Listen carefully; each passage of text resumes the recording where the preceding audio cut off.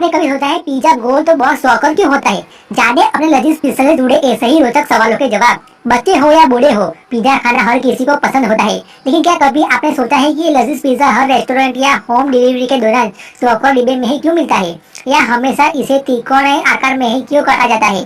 Pizza खाते समय तो हमारे मन में ऐसे सवाल नहीं आते, लेकिन आज हम आपके सामने इस रहस्य से पर्दा उठाने जा रहे हैं।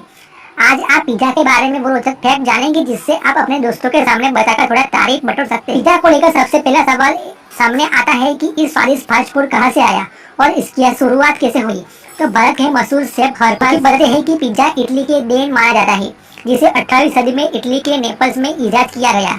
फैक्ट की बात करते हैं कि आज गरीबों की पहुंच से दूर पिज्जा की शुरुआत गरीबों के खाने के लिए ही की गई थी।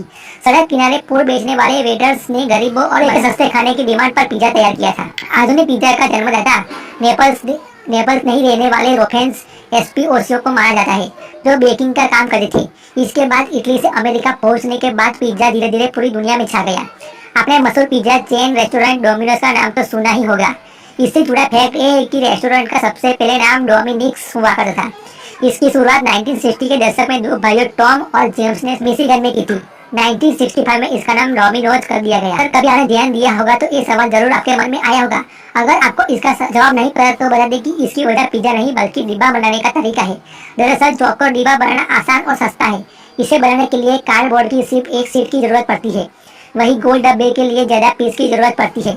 इसके अलावा रखने की सहूलियत के हिसाब से भी गोल डिब्बे के मुकाबले चौकोर डिब्बे ज्यादा कारगर। गोल डिब्बा नहीं बना सकते हैं क्यों पिज्जा को ही चौकोर बना दिया जाए, लेकिन क्या ऐसा नहीं किया जा सकता? इसके पीछे भी कारण यह है कि पिज्जा का डो ब्रेड गोल बनाने में ही वही समान साइज में फैलता है।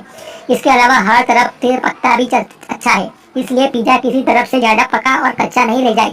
इसलिए पिज्जा का जो शेप है वो उसी से बेहतर स्वाद दे सकता है। जुड़ा आज का आखिरी सवाल ये है कि इसे त्रिकोण साइज में ही क्यों काटा जाता है, चौकोर क्यों नहीं काट सकते? तो इसका आसान सा जवाब है कि गोल चीजों को बराबर साइज में काटने का एक मजा तरीका त्रिकोण ही है।